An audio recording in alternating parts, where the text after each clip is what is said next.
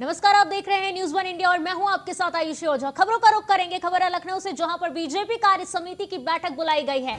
13 और 14 मार्च को बीजेपी कार्य समिति की बैठक है। कार्य समिति की बैठक में सीएम योगी भी शामिल होंगे। बीजेपी अध्यक्ष जेपी नड्डा समापन सत्र को कर सकते हैं संबोधित। पंचायत और विधानसभा चुनाव को लेकर चर्चा होगी। राजनीतिक प्रस्तावों को लेकर भी चर्चा होगी। तो बता दें कि लखनऊ में बीजेपी कार्य समिति की बैठक बुलाई गई है। 13 और 14 मार्च को बीजेपी कार्य समिति की बैठक होनी है। कार्य समिति की बैठक में सीएम योगी भी शामिल होंगे। बीजेपी अध्यक्ष जेपी नड्डा समापन सत्र को कर सकते हैं संबोधित। पंचायत और विधानसभा चुनाव को लेकर होगी चर्चा। राजनीतिक प्रस्तावों को लेकर भी हो सकती है चर्चा। तो एक तरफ जहां विधानसभा चुनाव आने को है, वहीं पंचायत चुनाव भी आने को है और लगातार इसके लिए बीजेपी की तरफ से कवायदें की जा रही है ताकि चुनाव रणनीति बनाई जा सके। वहीं जेपी नड्डा का वाराणसी का 2 दिवसीय दौरा भी था, जिसका आज दूसरे दिवसीय। ब्यूरो चीफ आदित्य द्विवेदी हमारे साथ इस समय जुड़ चुके हैं। आदित्य, हम आपसे अपडेट जानना चाहेंगे कि कार्य समिति की बैठक बुलाई गई है, इसमें क्या कुछ खास हो सकता है? देखिए, अगर भाजपा और अन्य पार्टियों का सारे क्रियाकलाप देखे जाएं तो लगभग पूरी तरह से उत्तर प्रदेश में चुनावी मूड बन चुका है। इसी क्रम में हम अगर पूर्वांचल के दौरों का देखें तो जहां प्रियंका गांधी भी पहुंची, 3 दिवसीय दौरे पर अखिलेश यादव भी पहुंचे, वहां पर भाजपा के भी देश के अध्यक्ष पहुंचे, नड्डा जी पहुंचे हुए बनारस में। उसके बाद अब भाजपा कार्य समिति की बैठक 2 दिवसीय लखनऊ में होने जा रही है, जिसका सत्र का उद्घाटन खुद योगी आदित्यनाथ करेंगे। और अभी उम्मीद जताई जा रही है कि जो भाजपा के राष्ट्रीय अध्यक्ष जेपी नड्डा वो भी पहुंचेंगे। जी, तो जो एक तरीके से राजनीतिक सिक्का चमकाने की कवायद अगर हम देखें, क्योंकि लगातार विपक्ष की तरफ से भी दौरे किए जा रहे हैं और अब भाजपा की तरफ से भी दौरे किए जा रहे हैं, और साथ ही अगर सियासती रणनीति बनाने की हम बात करें तो किस तरह की रणनीति देखने को मिल रही है? देखिए, अगर हम इनकी भाजपा की तैयारियों की बात करें तो अभी फिलहाल भाजपा का पूरी तरह से फोकस है जो ये ग्राम प्रधान, जिला पंचायत के चुनाव होने जा रहे हैं। भाजपा पहली बार पूरे प्रदेश पर अपने प्रत्याशी लगाने जा रही है और उसकी ये कोशिश होगी कि किसी भी सूरत में इसमें विपक्ष को वो धराशायी करे और एक संदेश दे 2022 से पहले कि भाजपा ही उत्तर प्रदेश का विकल्प है और वही सर्वोच्च पार्टी है। जी, चलिए आदित्य, बहुत शुक्रिया हमारे साथ जुड़ने के लिए और तमाम जानकारी देने के लिए। तो अगली खबर का रुख करेंगे। वाराणसी दौरे पर बीजेपी अध्यक्ष जेपी नड्डा हैं। जेपी नड्डा ने बाबा विश्वनाथ और काल भैरव के दर्शन किए। दर्शन के बाद बोले बीजेपी अध्यक्ष जेपी नड्डा कि मुझे बाबा के दर्शन का सौभाग्य मिला है, काल भैरव का आशीर्वाद मिला है, मुझे नई ऊर्जा मिली है, देश मजबूत हो, ये प्रार्थना की है। तो वाराणसी के 2 दिवसीय दौरे पर जेपी नड्डा हैं। लगातार जेपी नड्डा की तरफ से ये दौरा किया जा रहा है। 2 दिवसीय दौरे पर वो वाराणसी पहुंचे थे। इसके पहले भी विपक्ष की तरफ से भी वाराणसी का दौरा किया गया था और अब जो है जेपी नड्डा वहां पर पहुंचे हैं। क्या उन्होंने कार्यकर्ताओं से बात किया है और साथ ही अब वो बूथ की बैठक में भी शामिल होने जा रहे हैं। और इसके पहले उन्होंने बाबा विश्वनाथ का दर्शन किया है, काल भैरव का दर्शन किया है, जिसका दर्शन पूजन करने के बाद उनका बयान सामने आया कि उन्होंने कहा कि मुझे बाबा के दर्शन का सौभाग्य मिला है, काल भैरव का आशीर्वाद मिला है, मुझे नई ऊर्जा मिली है। साथ ही उन्होंने ये कहा कि देश मजबूत हो, उन्होंने ऐसी प्रार्थना की है। तो बाबा विश्वनाथ के उन्होंने दर्शन पूजन किए हैं। इस दौरान उनके साथ तमाम कार्यकर्ता बीजेपी के मौजूद रहे हैं। उन्होंने दर्शन पूजन करके उसके बाद अब वो बूथ की समीक्षा बैठक में शामिल होंगे। साथ ही हम आपको इन 4 तस्वीरों में साफ तौर पर दिखा रहे हैं, जहां पर पहले बाबा विश्वनाथ का उन्होंने अभिषेक किया था, उसके बाद जेपी नड्डा भैरव बाबा के दर्शन करने के लिए गए थे। फिर नड्डा ने कचौड़ी का लुफ्त उठाया था और उसके बाद उन्होंने अपने कार्यकर्ताओं के साथ मिलकर उन्होंने नाश्ता किया था। उसके बाद उन्होंने विश्वनाथ कॉरिडोर का निरीक्षण भी किया था और साथ ही अब वो जो है बूथ की समीक्षा बैठक करने जा रहे हैं। इसके दौरान वो कार्यकर्ताओं से बातचीत करेंगे और लगातार वो मंत्र देंगे, जीतने का मंत्र देंगे कि अब क्योंकि विधानसभा चुनाव आने को है, पंचायत चुनाव आने को लेकर है, तो उसकी रणनीति भी तैयार करेंगे।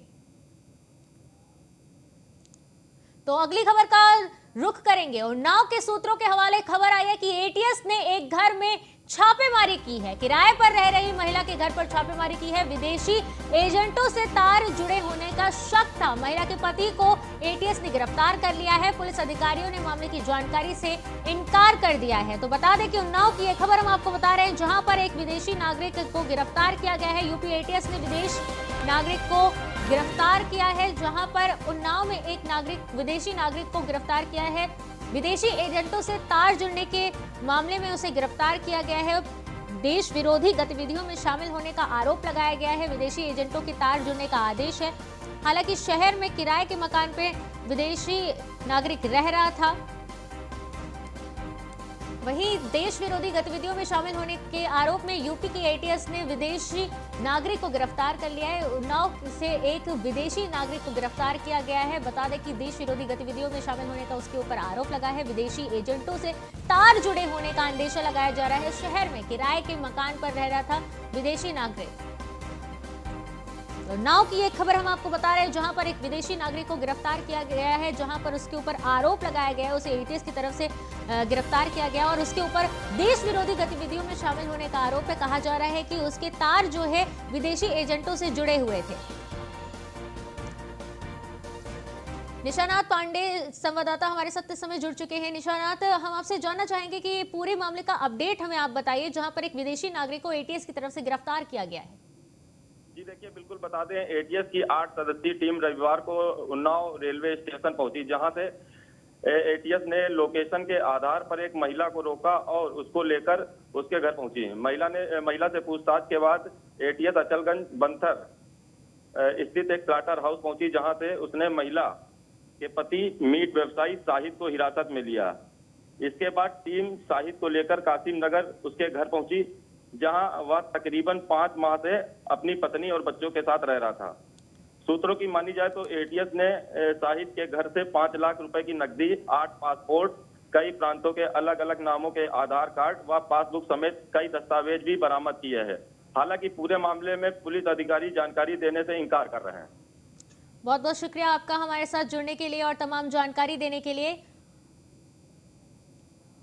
तो अगली खबर का रुख करेंगे। यूपी एसटीएफ ने नेपाल के एक व्यक्ति को गिरफ्तार किया है। नेपाल के सलीम खान को अयोध्या से गिरफ्तार किया गया है। अयोध्या के रौनाही से यूपी एसटीएफ ने सलीम को गिरफ्तार किया है। फेसबुक के जरिए पाकिस्तान, सऊदी अरब बात कर रहा था। देश विरोधी गतिविधियों में भी शामिल होने की आशंका जताई जा रही है। पाकिस्तान और बांग्लादेश की यात्रा कर चुका है आरोपी सलीम। वहीं आरोपी के पास से 3 फर्जी आईडी भी बरामद की गई है। तो आपको बता दें कि यूपी एसटीएफ ने नेपाल के एक व्यक्ति को गिरफ्तार कर लिया है। नेपाल के सलीम खान को अयोध्या से गिरफ्तार किया गया है। बता दें कि देश विरोधी गतिविधियों में शामिल होने की आशंका जताई जा रही थी। ब्यूरो चीफ राघवेंद्र शुक्ला हमारे साथ इस समय जुड़ चुके हैं। राघवेंद्र, हम आपसे जानना चाहेंगे कि एक विदेशी जो एसटीएफ ने नेपाल के एक व्यक्ति को गिरफ्तार किया है, आखिर ये पूरा मामला है क्या?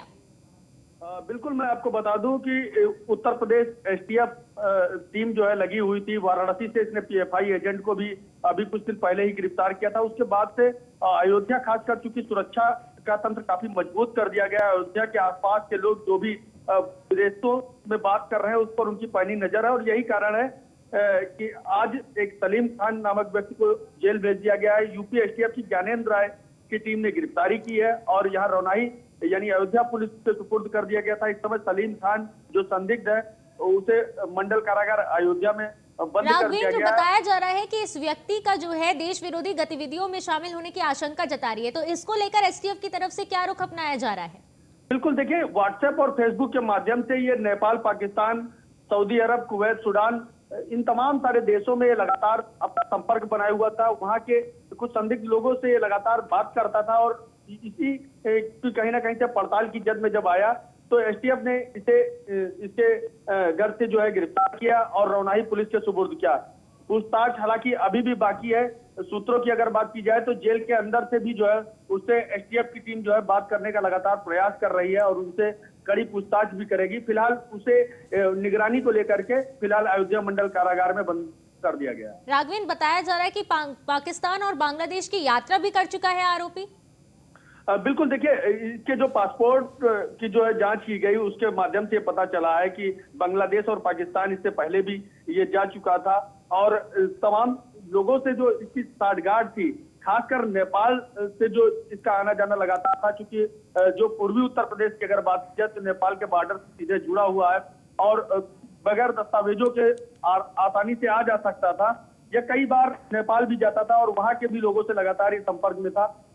जो साइबर सेल की टीम थी, इसके अलावा जो एसटीएफ की यूनिट थी, वह इसके ऊपर लगातार निगाह काफी समय से बनाई हुई थी। पीएफआई के एजेंट जब वाराणसी से गिरफ्तार किए गए, उसके बाद से सक्रियता इसकी और ज्यादा बढ़ी थी और यही कारण है कि एसटीएफ के शेरों ने जो है इसे दबोचा और आज इसको जेल की सलाखों के पीछे गए। राघवेंद्र, जो आरोपी है उसके पास से 3 फर्जी आईडी भी बरामद हुई है, तो एसटीएफ को इसकी भनक कब लगी? देखिए, मैंने अभी वही बात कही कि जो जिस तरीके से पूरे देश में देश विरोधी गतिविधि में इसके शामिल होने की भनक, जब इसने फेसबुक के माध्यम से सूडान, पाकिस्तान, बांग्लादेश समेत कई देशों में संपर्क बनाया और आपत्तिजनक मैसेज भी मैसेंजर के माध्यम से भेजे गए, उसी पर कहीं ना कहीं से एसटीएफ की निगाह थी। और जब उसने गिरफ्तारी की, एसटीएफ की टीम ने गिरफ्तारी की, तो इनके पास से फर्जी दस्तावेज भी पाए। तो कहीं ना कहीं से वह पूरी बातें क्लियर हो गई जिन पर आशंका थी एसटीएफ की टीम को। और जब की गिरफ्तारी हुई, तमाम सारे फर्जी दस्तावेज मिले और इस निशानदेही पर और भी तमाम बातें छिपी हुई हैं। हालांकि अभी एसएसपी एसटीएफ बोलने से अभी इनकार कर रहे हैं कि इसके अन्य साथियों की तलाश भी जारी है। साथ ही डीआईजी अयोध्या ने भी राघवेंद्र, तो क्या किसी अन्य साथी का अभी तक कुछ पता लग पाया या कोई ऐसा लिंक हमारे सामने आया है? देखिए, बलरामपुर में अभी करीब 4 माह पूर्व एक आतंकी के घर से जो है विस्फोटक सामग्री बरामद हुई थी। उसके बाद से अयोध्या और आसपास के जो क्षेत्र में बाहरी विदेशों से संपर्क करने वाले जो भी संदिग्ध लोग हैं, उनके ऊपर खासा नजर है और निश्चित है कि जल्द ही किसी बड़े खुलासे की भी तरफ जो है यूपी एसटीएफ जा सकती है। तो अभी जो कॉल डिटेल्स निकली है उसमें से कुछ पता नहीं चल पाया है? देखिए, ये अभी कहना गलत होगा, क्योंकि तमाम सारी चीजें जो है ये गोपनीय रखती है। खासकर एटीएस और एसटीएफ की अगर बात की जाए तो जब तक किसी महत्वपूर्ण बिंदु पर वो नहीं पहुंच जाती तब तक वो खुलासा नहीं करती। लेकिन यह तय है जिस तरह से एसटीएफ और एटीएस की टीम लगी हुई है। हालांकि एनआईए ने भी जो है इस पे कई बार जांच की हुई है और अयोध्या के आसपास के सुरक्षा तंत्र को काफी मजबूत कर रखा है। निश्चित एक बड़े खुलासे की तरफ बहुत बहुत शुक्रिया हमारे साथ जुड़ने के लिए और तमाम जानकारी देने के लिए। तो अगली खबर का रुख करेंगे। खबर है लखनऊ से, जहां पर यूपी कांग्रेस कमेटी ने नई नियुक्ति की है। जिले और शहर कमेटी में नई नियुक्तियां की गई है। रामजी गिरी बनाए गए हैं। देवरिया के कांग्रेस जिला अध्यक्ष शरद सिंह बबलू महाराजगंज के जिला अध्यक्ष बनाए गए हैं। राजीव नारायण मिश्र जालौन के जिला अध्यक्ष नियुक्त किए गए हैं। वहीं अमित कुमार पांडे कानपुर नगर ग्रामीण अध्यक्ष बने हैं। आरती वाजपेयी उन्नाव जिला अध्यक्ष नियुक्त की गई हैं। शिवपाल सिंह बुलंदशहर जिला अध्यक्ष नियुक्त किए गए हैं। दिलप्रीत सिंह लखनऊ उत्तरी अध्यक्ष बने हैं।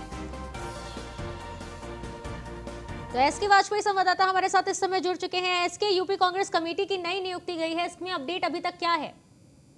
बिल्कुल, हम देखें जिस तरीके से उत्तर प्रदेश कांग्रेस प्रदेश में लगातार अपने संगठन को मजबूत करने का काम कर रही है, कोशिश कर रही है कि संगठन को इस स्तर पर खड़ा किया जाए कि भारतीय जनता पार्टी के साथ उसकी कहीं न कहीं जो लड़ाई है वो मजबूत तरीके से हो। तो जिसमें आज कांग्रेस ने 7 जिलों में जिला और साथ ही साथ में शहर अध्यक्षों की नियुक्ति की है। जिसमें अगर हम बात करें तो देवरिया, महाराजगंज, जालौन, कानपुर और साथ ही साथ में उन्नाव, बुलंदशहर और लखनऊ उत्तरी अध्यक्ष जैसे पदों पर आज 7 लोगों की नियुक्ति कांग्रेस ने कर दी है। तो निश्चित है कि हम कहें कि 2022 को लेकर लगातार कांग्रेस काम कर रही है और हर वो प्रयास कर रही है जिससे उसका संगठन मजबूत हो और 2022 में बेहतर परफॉर्मेंस को दे सके। जी इसके आप हमारे साथ बने रहिए, हम आपसे और भी अपडेट लेते रहेंगे। फिलहाल अगली खबर का रुख करेंगे। खबर है कानपुर बिकरू कांड से जुड़ी इस वक्त की बड़ी खबर हम आपको बता रहे हैं। दुर्दांत विकास दुबे मामले में होगा एक बड़ा खुलासा। कुछ ही देर में प्रेस कॉन्फ्रेंस करेगी एसटीएफ। एडीजी एसटीएफ अमिताभ यश करेंगे प्रेस कॉन्फ्रेंस। कई आधुनिक हथियार एसटीएफ ने बरामद किए हैं। करीब आधा दर्जन आरोपी गिरफ्तार हुए हैं। बिकरू कांड के बाद विकास दुबे को भगाने वाले आरोपी गिरफ्तार हुए हैं। एडीजी अमिताभ यश के निर्देशन में टीम को बड़ी सफलता मिली है। तो बता दें कि कानपुर बिकरू कांड से जुड़ी इस वक्त की हम बड़ी खबर आपको बता रहे हैं। दुर्दांत विकास दुबे मामले में एक बड़ा खुलासा होने को है। कुछ ही देर में एसटीएफ प्रेस कॉन्फ्रेंस करेगी। एसके वाजपेयी संवाददाता हमारे साथ इस समय बने हुए हैं। एसके, हम आपसे जानना चाहेंगे कि कानपुर बिकरू कांड से जुड़ी इस वक्त की जो बड़ी खबर हमारे सामने आ रही है, एसटीएफ कॉन्फ्रेंस करने वाली है, क्या कुछ इसमें सामने आ सकता है? बिल्कुल ये बड़ा मामला है, क्योंकि हम देखें जिस तरीके से विकास दुबे बिकरू कांड से जुड़े हुए मामले को लेकर लगातार मीडिया की सुर्खियां बनी थी। उत्तर प्रदेश सरकार के लिए भी बड़ा सिरदर्द जरूर था, क्योंकि जिस समय 8 पुलिसकर्मियों की शहादत हुई थी उसके बाद उत्तर प्रदेश पुलिस की तरफ से बड़ी कार्रवाई की थी। विकास दुबे का इनकाउंटर हुआ था, उसने मध्य प्रदेश में सरेंडर किया था। उसके बाद लाते समय जब वो भागने की कोशिश कर रहा था, उस दौरान ये इनकाउंटर हुआ था। तो कहीं ना कहीं लगातार एसटीएफ उन सुरागों को खोजने की कोशिश कर रही थी जो इस पूरे कांड के पीछे थे, जिन्होंने विकास दुबे की मदद की थी कानपुर से लेके यूपी के बाहर जाने में। साथ ही साथ में उसने जिस तरीके से वो हरियाणा गया, उसके बाद मध्य प्रदेश पहुंच गया जहां महाकालेश्वर से उसकी गिरफ्तारी हुई थी। तो कहीं ना कहीं इस पूरी घटना में जो मददगार थे उन करीब आधा दर्जन से ज्यादा लोगों को यूपी एसटीएफ ने गिरफ्तार किया है, जिनके पास से हाईटेक हथियार बरामद हुए हैं। और साथ ही साथ में वो चीजें भी निकलकर सामने आएंगी कि आखिर इनके पीछे पॉलिटिकल कनेक्शन क्या था, कैसे विकास दुबे पुलिस की इतनी नाकेबंदी होने के बावजूद कानपुर से और हम कहें कि उत्तर प्रदेश से मध्य प्रदेश तक पहुंचने में सफल रहा। तो कहीं ना कहीं इन सारी चीजों को लेकर आज पुलिस खुलासा करने जा रही है, जिसमें UP STF chief Amitabh yes स्वयं प्रेस कॉन्फ्रेंस करेंगे और कानपुर में यह प्रेस कॉन्फ्रेंस होगी, जिसमें ये सारी चीजें जो अभी तक एसटीएफ की छानबीन में सामने आई है वो निकलकर सामने आएंगी। कहीं ना कहीं महत्वपूर्ण प्रेस कॉन्फ्रेंस अब थोड़ी देर बाद कानपुर में होने जा रही है। जी चलिए, इसकी बहुत शुक्रिया हमारे साथ जुड़ने के लिए और तमाम जानकारी देने के लिए। तो कानपुर बिकरू कांड से जुड़ी इस वक्त की बड़ी खबर हम आपको बता रहे हैं, जहां पर दुर्दांत विकास दुबे मामले में एक बड़ा खुलासा होने को है। एसटीएफ थोड़ी देर में ही प्रेस कॉन्फ्रेंस करेगी और उस प्रेस कॉन्फ्रेंस में इस मामले से जुड़े करीब बड़े खुलासे हो सकते हैं कि आखिरकार ये आरोपी कैसे ही महाकालेश्वर तक पहुंचा था। तो अगली खबर का रुख करेंगे। यूपी में शिक्षा सेवा अधिग्रहण को लेकर इलाहाबाद हाई कोर्ट, प्रयागराज और लखनऊ पीठ के अधिवक्ता पिछले कई दिन से कार्य बहिष्कार कर रहे हैं, जिससे न्यायिक कार्य प्रभावित हो रहा है। इस मामले को देखते हुए मुख्य न्यायाधीश गोविंद माथुर ने अपना अवकाश स्थगित कर दिया है और 2 मार्च को प्रयागराज आ रहे हैं। वहीं मुख्य न्यायाधीश बार एसोसिएशन के पदाधिकारियों से इस मुद्दे पर बात कर गतिरोध दूर करने का प्रयास करेंगे। बता दें कि निबंधक शिष्टाचार आशीष श्रीवास्तव ने इस मामले में की जानकारी दी है। तो बता दें कि यूपी में शिक्षा सेवा के अधिग्रहण को लेकर इलाहाबाद हाईकोर्ट, प्रयागराज और लखनऊ पीठ के अधिवक्ता पिछले कई दिन से कार्य बहिष्कार कर रहे हैं, जिससे न्यायिक कार्य जो है वो प्रभावित हो रहा है। इस मामले को देखते हुए जो मुख्य न्यायाधीश गोविंद माथुर हैं, उन्होंने अपना अवकाश स्थगित कर दिया है और 2 मार्च को वो प्रयागराज आ रहे हैं, जिसके तहत वो मुख्य न्यायाधीश बार एसोसिएशन के पदाधिकारियों से इस मुद्दे पर बातचीत करेंगे और गतिरोध जो भी है उसे दूर करने की कोशिश करेंगे। ताकि इसकी जानकारी निबंधक शिष्टाचार आशीष श्रीवास्तव ने पूरे मामले की जानकारी दी है। तो शिक्षा सेवा अधिकरण को लेकर इलाहाबाद हाईकोर्ट, प्रयागराज और लखनऊ पीठ के अधिवक्ता पिछले कई दिन से कार्य को बहिष्कार कर रहे हैं। उनके कार्य के बहिष्कार करने से जो भी न्यायिक कार्य हैं उनमें वो प्रभावित हो रहे हैं। ब्यूरो चीफ आलोक मालवीय हमारे साथ इस समय जुड़ चुके हैं। आलोक, हम आपसे जानना चाहेंगे कि शिक्षा सेवा अधिकरण को लेकर जो इलाहाबाद हाईकोर्ट में, प्रयागराज में और लखनऊ पीठ के जो अधिवक्ता हैं, वो जो पिछले कई दिनों से कार्य का बहिष्कार कर रहे हैं, पूरा मामला है क्या? आयुषी, देखिए, जिस तरह से शिक्षा सेवा चयन बोर्ड का मामला है, तो शिक्षा सेवा चयन अधिकरण जो है वो प्रयागराज और लखनऊ दोनों जगह पर स्थापित किया गया है। जिस बात को लेकर दोनों जगह के अधिवक्ता आंदोलित है। लखनऊ खंडपीठ की अगर हम बात करें तो वहां के खंडपीठ के अधिवक्ता कह रहे हैं कि हमारी खंडपीठ में और जिले शामिल किए जाए, जिस वजह से हमें ज्यादा लोगों को सुनने का मौका मिल सके। वहीं इलाहाबाद हाईकोर्ट के अधिवक्ता हैं, उनका कहना है कि जो ये अधिकरण है उसकी पूरी पीठ है इलाहाबाद हाईकोर्ट की। तो इलाहाबाद हाईकोर्ट ने पूरी पीठ स्थापित की जानी चाहिए और लखनऊ से वो अधिकरण की पीठ को हटा लिया जाना चाहिए। इस बात को लेकर दोनों जगह के अधिवक्ता आंदोलनरत है और दोनों ने न्यायिक कार्य से विरत रहने का फैसला किया और लगातार अपनी स्ट्राइक जारी रखे हुए हैं, न्यायिक कार्य से विरत है। इस बात को लेकर जब जानकारी गोविंद शरण माथुर को हुई, जब वो मुख्य न्यायाधीश इलाहाबाद हाईकोर्ट के हैं, उन्होंने बताया कि अब हम अपनी छुट्टी को वापस लेकर आ रहे हैं प्रयागराज और यहाँ पर दोनों अधिवक्ताओं की जो संगठन है उनसे मुलाकात करके बीच का रास्ता निकालकर उसे सामंजस्य स्थापित करने के साथ न्यायिक कार्य को फिर से पुनः बहाल कराएंगे। क्योंकि अभी कोरोना काल में काफी लंबे समय तक कोर्ट बंद था, जिस वजह से जो मुकदमे हैं वो लंबे समय से लंबित हो चुके हैं, जिस वजह से और आगे के जो मुकदमे हैं वो न लंबित हो, इसकी वजह से गोविंद शरण माथुर ने ये कवायद शुरू करी है और वो कल इलाहाबाद हाईकोर्ट पहुंच रहे हैं और बार एसोसिएशनों के साथ बैठक करेंगे, अधिवक्ता नेताओं के साथ बैठक करके बीच का रास्ता निकालने का प्रयास करेंगे। जी चलिए आलोक, बहुत बहुत शुक्रिया हमारे साथ जुड़ने के लिए और तमाम जानकारी देने के लिए। तो अगली खबर का रुख करेंगे ग्रेटर नोएडा से, जहां गश्त के दौरान पीसीआर को ट्रैक्टर ने टक्कर मारी है। यमुना एक्सप्रेसवे पर पुलिस पीसीआर से टकराई ट्रैक्टर, हादसे में 2 पुलिसकर्मी घायल हुए हैं। पीसीआर पूरी तरह से क्षतिग्रस्त हो गई है। घायल पुलिसकर्मियों की हालत अभी नाजुक बनी हुई है। हादसे के बाद ट्रैक्टर छोड़कर ड्राइवर भाग गया है। रबुपुरा थाना क्षेत्र के पास ये हादसा हुआ है। तो ग्रेटर नोएडा की हम आपको खबर बता रहे हैं, जहां गश्त के दौरान पुलिस पीसीआर को ट्रैक्टर ने टक्कर मार दी है। ये टक्कर यमुना एक्सप्रेसवे पर पुलिस पीसीआर ने टकराई ट्रैक्टर से। यमुना एक्सप्रेसवे पर यह हादसा हुआ है। रबुपुरा थाना क्षेत्र के पास ये हादसा हुआ है। हादसे में 2 पुलिसकर्मी घायल हो गए हैं। पीसीआर पूरी तरह क्षतिग्रस्त हो गई है। घायल पुलिसकर्मियों की हालत अभी भी नाजुक बनी हुई है। वहीं आपको बता दें कि हादसे के बाद ट्रैक्टर छोड़कर ड्राइवर भाग गया है। तो ग्रेटर नोएडा की यह खबर हम आपको बता रहे हैं, जहां गश्त के दौरान पुलिस पीसीआर को ट्रैक्टर ने टक्कर मार दी है। यह हादसा यमुना एक्सप्रेसवे पर हुआ है।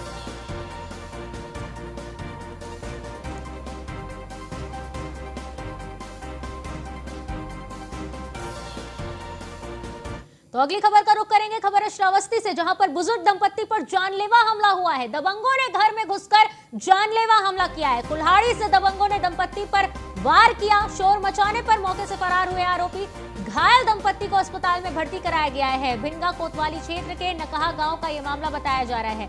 तो भिनगा कोतवाली क्षेत्र के नकहा गांव का यह मामला है, जहां पर बुजुर्ग दंपत्ति पर जानलेवा हमला हुआ है। दबंगों ने घर में घुसकर दंपत्ति पर जानलेवा हमला किया है। आपको बता दें कि कुल्हाड़ी से दबंगों ने दंपत्ति पर वार किया है। वहीं शोर मचाने पर मौके से आरोपी फरार हो गए। घायल दंपत्ति को अस्पताल में भर्ती कराया गया है। भिनगा कोतवाली क्षेत्र के नकहा गांव की एक घटना बताई जा रही है, जहां पर दबंगों की दबंगई देखने को मिल रही है। दिन दहाड़े घर में घुसकर दबंगों ने बुजुर्ग दंपत्ति पर हमला किया है। कुल्हाड़ी से हमला करते हुए दबंग घर में घुसे और उन्होंने कुल्हाड़ी से हमला किया दंपत्ति पर। वहीं दंपत्ति की तरफ से शोर मचाने पर मौके से आरोपी फरार हो गए। घायल दंपत्ति को अस्पताल में भर्ती कराया गया है, जहां पर उनका इलाज चल रहा है।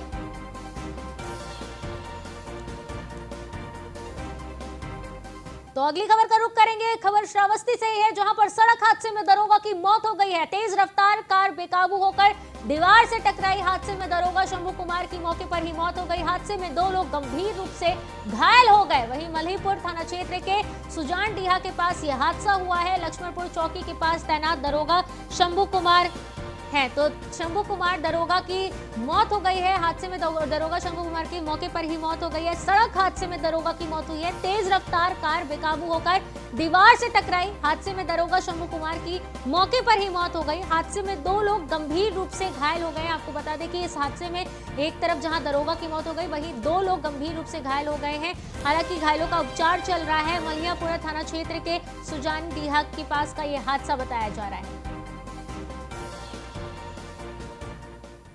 फिलहाल इस बुलेटिन में इतना ही। देखते रहिए न्यूज़ 1 इंडिया। नमस्कार।